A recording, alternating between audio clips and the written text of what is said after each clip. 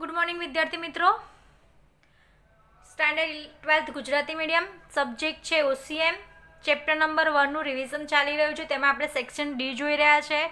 Section ડીમાં આપણે part 3 આજે બહીશું. પહેલાં પાર્ટ 1, પાર્ટ 2 અને આજે પાર્ટ 3 જોઈશું. બરાબર. તો એની અંદર આપણે જોઈશું આજે ઉત્પાદન સંચાલન સુધી જોઈ ગયા છે. બજાર સંચાલનના કાર્યો જણાવો. આજે શું જોવાનું છે આપણે? બજાર સંચાલનના કાર્યો જણાવો. તો કયા કયા કાર્યો છે બજાર સંચાલનના? તો 4 છે. પેદાશ અથવા પેદાશ મિશ્ર, કિંમત, વિતરણ અને અભિવૃદ્ધિ, જે આપણે જોઈ ચૂકેલા છે. બરાબર. એટલે આપણે બહુ ડિટેલમાં લઈ જતા નથી. મધ્ય સપાટી સંચાલનના કાર્યો જણાવો. આગળનો ક્વેશ્ચન છે મધ્ય સપાટી સંચાલનના કાર્યો જણાવો.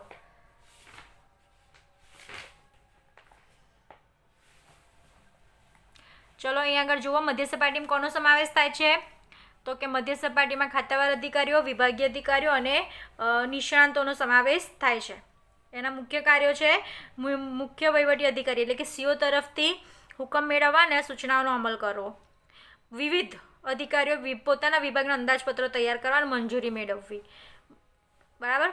પછી ધ્યેય સિદ્ધિ માટે જરૂરી નીતિ, નિયમો, માળખાકીય રચના કરવી. બરાબર. કાર્યવિધિ નક્કી કરી, મૂલ્યાંકન કરવું, ચકાસણી કરવાના યોગ્ય માપદંડો નક્કી કરવા. એ પણ કોનું કામ છે? વિભાગીય અધિકારીઓનું છે.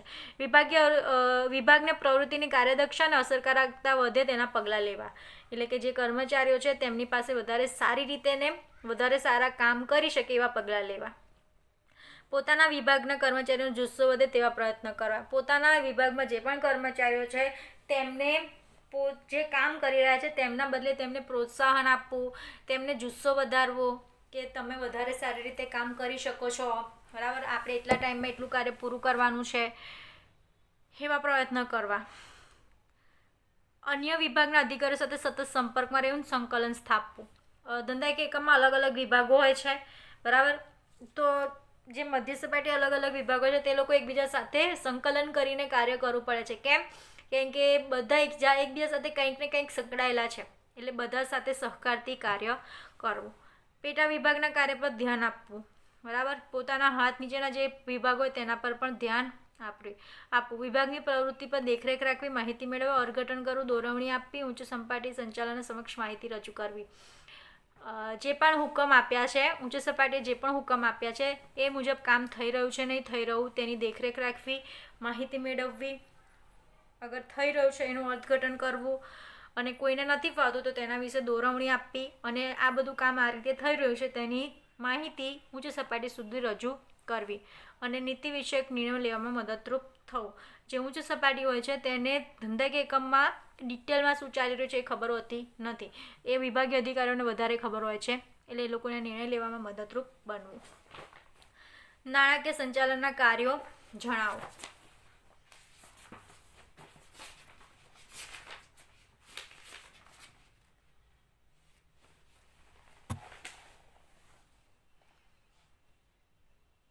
ધંધાકીય એકમમાં જે નાણાંનું સંચાલન કરે છે તે નાણાકીય સંચાલન છે. બરાબર. આ બધું આપણે અલગ અલગ ચેપ્ટર વાઇઝ પણ જોઈ ગયા છે. જે મેં તમને ચેપ્ટર નંબર 1 ચાલુ કર્યું ત્યારે જ મેં કીધું હતું કે આ રીતે આપણે જોવામાં આવશે અલગ અલગ.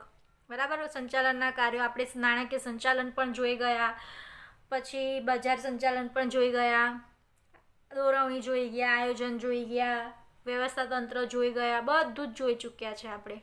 બરાબર. તો પહેલાં નાણાંની જરૂરિયાતો અંદાજો. ધંધાકીય એકમમાં નાણાંની કેટલી જરૂરિયાત છે, પછી એ નાણાંનું આયોજન કરવું, અંદાજપત્ર બનાવવું, પછી કયા વિભાગને કેટલા આવક ફાળવણી કરવી, મૂડી માળખાનો વિચાર કરવો અને નાણાં ક્યાંથી મેળવીશું એ પ્રાપ્તિ સ્થાનો પસંદ કરવા, નાણાં મેળવવા માટે કાર્યવાહી કરવી, અંકુશ વ્યવસ્થા ગોઠવવી, નાણાંનો યોગ્ય ઉપયોગ થાય, નાણાંનો બેફામ ને બગાડ ન થાય એની વ્યવસ્થા કરવી, નાણાકીય નીતિ નક્કી કરવી, કરવેરાનું આયોજન કરવું અને અકસ્માત મિલકતોની વ્યવસ્થા કરવી. એ નાણાકીય સંચાલનનું કાર્ય છે. ચલો અહીંયા આગળ તમારું સેક્શન ડી પૂરું થાય છે. હવે આપણી આ ફેર બોર્ડની જે એ છે બ્લુપ્રિન્ટ છે તે ચેન્જ થઈ શકે છે. બરાબર. કેમ કે પાછળના જે 2 એ હતા ચેપ્ટર એની કાઢી નાખવામાં આવ્યા છે ને એમાં 5-5 માર્ક્સના પ્રશ્નો પૂછવામાં આવતા હતા. ચેપ્ટર નંબર 1માંથી કોઈ પણ 5 માર્ક્સનો ક્વેશ્ચન પૂછવામાં આવતો ન હતો. પણ હવે મે બી બ્લુપ્રિન્ટ ચેન્જ થાય અને એમાંથી જો 5 માર્ક્સનો ક્વેશ્ચન પૂછવામાં આવે તો કેવા પ્રશ્ન પૂછાઈ શકે છે એ આપણે જોઈએ. તો એમાં તમે જોશો પેજ નંબર 17, એમાં નીચેના પ્રશ્નો વિસ્તારપૂર્વક જવાબ આ લખો. બરાબર. એમાં જુઓ, સંચાલનનો અર્થ આપી લાક્ષણિકતાઓ સમજાવો. તો કે જે સંચાલનની લાક્ષણિકતાઓ છે, પહેલાં સંચાલનનો તમારે અર્થ આપવાનો અને એની જે લાક્ષણિકતાઓ છે એ લાક્ષણિકતાઓ તમારે સમજાવવાની. બરાબર. અને એનું મેં તમને શીખવાડેલું છે કે એનો જે 5 માર્ક્સનો ક્વેશ્ચન કઈ રીતે લખવાનો એ મેં ઘણી વખત ચર્ચા કરી ચૂકી છું ને હવે ફરી તમને ચર્ચા કરાવું છું કે પહેલાં તમારે પ્રસ્તાવના લખવાની કે સંચાલન કેમ જરૂરી છે. બરાબર. થોડો એનો તમારી ભાષામાં અર્થ લખવાનો. પછી એની અહીંયા તમને અર્થ પૂછ્યો છે, એટલે કે જે લેખકોએ કે જે શાસ્ત્રીઓએ અર્થશાસ્ત્રીઓએ જે આપ્યું છે, બરાબર, અર્થ એ લખવાનો. ત્યારબાદ લાક્ષણિકતાઓ લખવાની. ત્યારબાદ છેલ્લે એનું કન્ક્લુઝન લખવાનું, એટલે કે એની એક છેલ્લે નોંધ લખવાની કે આમ ઉપર મુજબ એ લાક્ષણિકતાઓ હતી. આ રીતે અલગ અલગ લાક્ષણિકતાઓ હોય છે જેના કારણે તમારો 5 માર્ક્સનો ક્વેશ્ચન અર્થપૂર્ણ લાગશે, એકદમ કમ્પ્લીટ લાગશે. બરાબર. 2.5 પેજીસ સુધીમાં તમારે લખવાનો પ્રયત્ન કરો. એનાથી વધુ હશે તો વાંધો નહીં, પણ એનાથી ઓછું ન હોવું જોઈએ 5 માર્ક્સનો ક્વેશ્ચન. બરાબર. ચલો આગળ. બીજો એક ક્વેશ્ચન એવો હોઈ શકે છે, સંચાલનની વિવિધ સપાટીઓની આકૃતિ દોરી તળ સપાટી સંચાલનના કાર્યો સમજાવો. આપણે આ બધા જ જે ક્વેશ્ચન છે એની ડિસ્કસ આપણે સેક્શન ડીમાં કરી ચૂક્યા છે. બરાબર. એટલે હું એને તમને બતાવીને નથી કરતી, કેમ કે આપણે એનું ડિસ્કશન થઈ ચૂક્યું છે. 5 માર્ક્સનું એમાંથી આવી શકે છે. તો 5 માર્ક્સમાં તમારે પેલી ત્રિકોણ આકૃતિ છે તે દોરવાની, એમાં કોનો સમાવેશ થાય છે એ પણ લખવાનું, અને પછી તળ સપાટી સંચાલનના જે કાર્યો છે 8-10 એ કાર્યો તમારે લખવાના. સંકલનનો અર્થ આપી તેની લાક્ષણિકતા લખવાનું. તો મેં કીધું તેમ પહેલાં પ્રસ્તાવના, અર્થ, એની લાક્ષણિકતા અને છેલ્લે નાનો ફકરો લખવાનો. બરાબર. સંકલન એટલે શું? બરાબર. બજારીય સંચાલનનો અર્થ આપી તેના કાર્યો લખો. એના જે 4 કાર્યો છે, 4P છે, એનો અર્થ આપી એના જે 4P છે કયા છે? પ્રાઇસ છે, પ્રમોશન છે, પ્લેસ છે, અને હજુ એક રહ્યું, કયું છે? પ્રોડક્ટ છે. બરાબર. આગળ છે માનવ સંસાધન સંચાલનનો અર્થ આપી તેની લાક્ષણિકતાઓ જણાવો.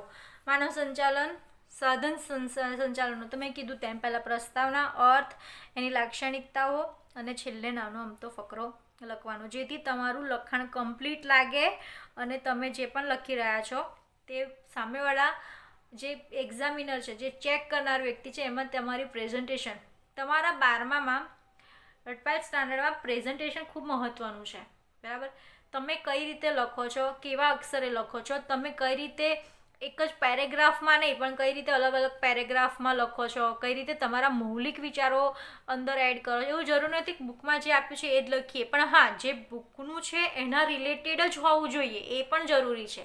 તમે સંચાલન એટલે શું, તમને જે મેડમે સમજાવ્યું છે તમે સમજ્યા છો, તમે તમારા રીતે લખો છો તમારા મૌલિક વિચારો, કે ભાઈ મેડમે કોઈ બીજું ઉદાહરણ આપ્યું છે અને તમે જાતે કોઈ ઉદાહરણ બનાવીને લખો છો. બરાબર. તો એ રીતે તમે તમારા મૌલિક વિચારો પણ તેમાં લખી શકો છો. તો પહેલાં માનવ સંસાધન સંચાલન, જેને આપણે કર્મચારી વ્યવસ્થા તરીકે પણ ઓળખીએ છીએ, જે આપણે ચેપ્ટર નંબર 5 આખું જોઈ ગયા. બરાબર. ઉત્પાદન સંચાલનનો અર્થ અને તેના કાર્યો એ પણ આપણે હમણાં જ જોઈ ગયા છે કે ઉત્પાદન સંચાલન એટલે શું. તો કે જે વસ્તુનું ઉત્પાદન કરવાનું હોય છે એનું બધું સંચાલન કરવામાં આવે છે. તો પહેલાં તેનો પ્રસ્તાવના લખવાની, પછી તેનો અર્થ લખવાનો, પછી તેના કાર્યો લખવાના. બરાબર. તો તેને શું કહેવામાં આવે છે? 5 માર્ક્સનો ક્વેશ્ચન તમારો થઈ જશે. તમારે એટલા ક્વેશ્ચનમાંથી તમને 5 માર્ક્સનો ક્વેશ્ચન આવી શકે છે. હજુ બોર્ડમાં અત્યાર સુધીની બ્લુપ્રિન્ટમાં તમને એમાંથી કોઈ બી 5 માર્ક્સનો ક્વેશ્ચન પૂછવામાં આવતો હતો નહીં, પણ હવે મે બી આવી શકે છે પૂછવામાં. બરાબર. તો એ ધ્યાન રાખજો. બીજું એક કે આપણી જે હવે જાન્યુઆરીની યુનિટ ટેસ્ટ હશે એમાં 1 થી 5 ચેપ્ટર લીધેલા છે. બરાબર. તો જે આ યુનિટ ટેસ્ટની અંદર હવે જે મેં ક્વેશ્ચન આપેલા છે એ ક્વેશ્ચનમાંથી નહીં, પણ જે એક્સરસાઇઝના જે ક્વેશ્ચન છે, બરાબર. એ જ ક્વેશ્ચનમાંથી તમને પૂછવામાં આવશે. કેમ કે હમણાં સુધી આપણે પ્રેક્ટિસ કરી છે આ ક્વેશ્ચન્સની, એની સાથે હવે આપણે પ્રેક્ટિસ કરી લઈએ છીએ ટેક્સ્ટ બુકના ક્વેશ્ચનની. જો કે લગભગ સેમ છે, પણ હવે આ ટાઈમ જે આપણો જે જાન્યુઆરી 7 જાન્યુઆરી જે આપણે યુનિટ ટેસ્ટ હશે તે યુનિટ ટેસ્ટમાં એક્સરસાઇઝના બધા ક્વેશ્ચન પૂછવામાં આવશે. બરાબર. તો જેણે આ વિડીયો જોયો હશે તેને ખબર પડશે, અને જેણે વિડીયો નથી જોયો એને ખબર નથી પડે. તો હવે આપણે કાલે ચેપ્ટર નંબર 2 સ્ટાર્ટ કરીશું. બરાબર. સંચાલનના સિદ્ધાંતો. આ લેક્ચરની અંદર જો કોઈને ના સમજ પડી હોય, કોઈને કોઈ પણ પ્રશ્નો હોય તો તમે મને પૂછી શકો છો.